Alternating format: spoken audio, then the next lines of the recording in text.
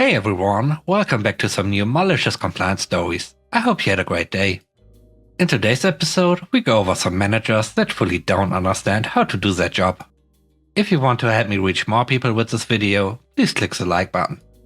And if you haven't already, please subscribe to the channel. That would be awesome. The first story is called "The Rules Apply to Everyone." I worked as a personal banker for a bank. For obvious reasons, they were pretty stringent about security. I was issued a key to the front door and a key to my desk where confidential files were stored. Most days I was scheduled to be there 15 minutes before opening time. So I would unlock the front door to enter and lock it behind me. The assistant manager loved control. She regularly created new rules and orders, then went above and beyond the bank's policies. She demanded that bank keys be on a separate keychain and stay on our person at all times.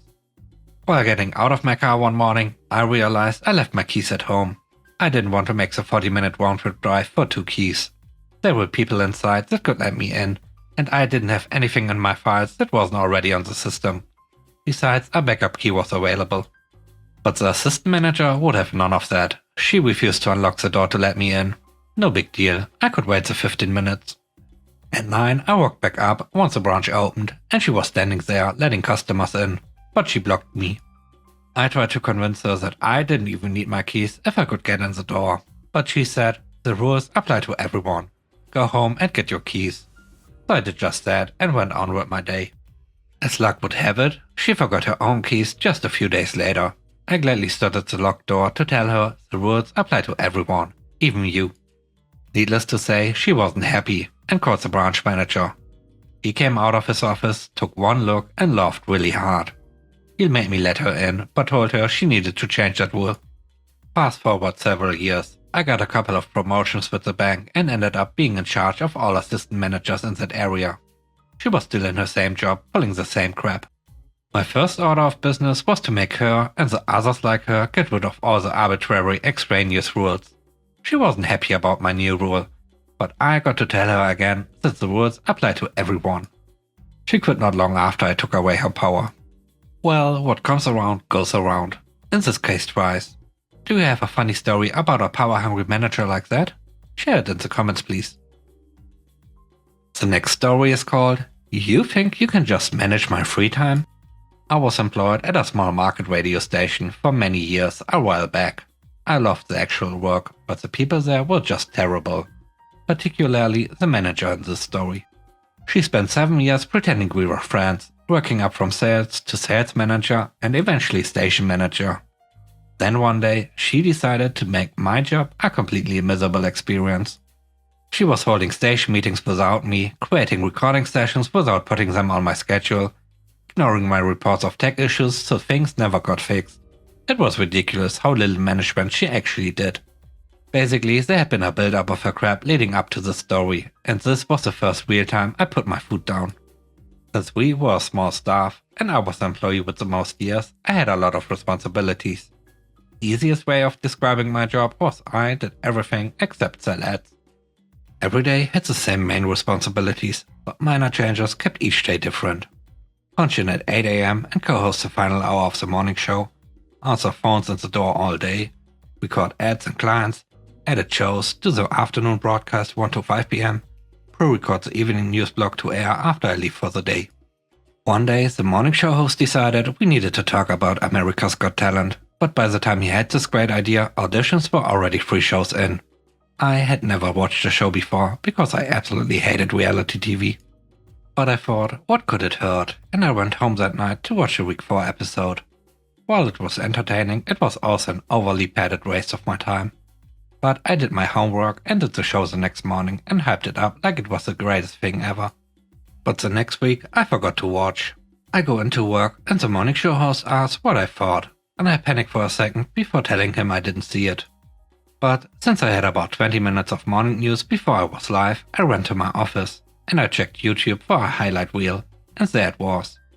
An hour-long TV show whittled down to a 15-minute video. Perfect. When it was done, I moved to the broadcast studio and did a great recap of last night's episode. Even the host, who watched the entire show, thought I did a great job keeping up with him. The 6th episode came around, and this time I remembered it was on, But since a new NBC was going to post the highlights for me tomorrow, I opted to spend my free time on something that I actually wanted to do. The next morning, I went straight to the highlight reel and got caught up on every act that was important enough to talk about. Again, the show host thought I did a great job, but my manager didn't think it was good enough. She called me into her office to ask why I was purposely ignoring requests to watch the show. I asked her what difference does it make whether I watch an hour-long broadcast versus watching the highlight reel that has every high point and does the same job in 15 minutes. She said it makes a difference and wouldn't elaborate. She was always pulling that I'm right and I don't have to tell you why crap. She then pointed out that next week was when judges began cutting acts and there was going to be episodes every Tuesday and Wednesday for the rest of the broadcast, and watching it was mandatory. How long are these episodes? I asked her. They are an hour each. And that's when I decided to put an end to this once and for all. So that's 2 hours of show prep each week. Do I mark that down on my timesheet as overtime? Or am I expected to cut out at 3 PM on Fridays so I don't go over my scheduled 40 hours? My manager's eyes bugged out like she never once expected me to demand payment for dictating how I spent my time outside of the office. I just stood there waiting to see if I was going to be making extra money or getting an early start to the weekend. Suddenly, the 15-minute highlight reel during regular paid office hours was good enough. Funny how that works, right? The last story is called Have Fun with Human Resources. This didn't happen in the US.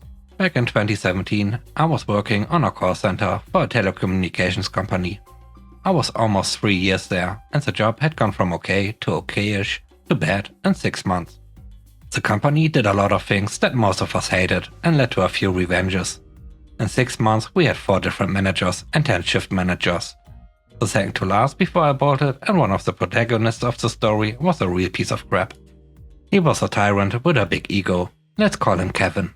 He was the kind of manager that would try to micromanage your call log. How many incoming and outcalling you had, how many customer support, how many sales. And if you didn't hit your dailies, he would shout at you. If you were late, you would have to work the same amount, and if it was more than 10 minutes, he would dock an hour off your pay.